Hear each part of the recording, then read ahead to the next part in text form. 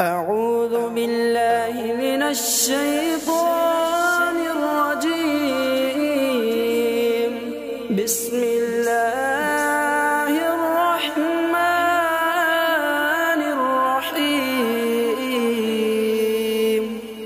أرأيت الذي يكذب بالدين فذلك الذي يدعو اليتيم ولا يحض على طعام المسكين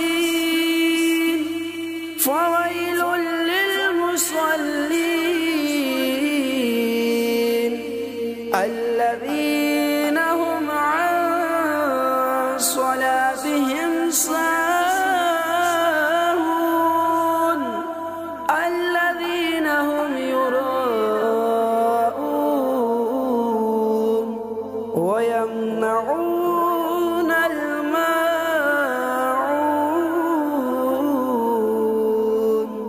صدق الله.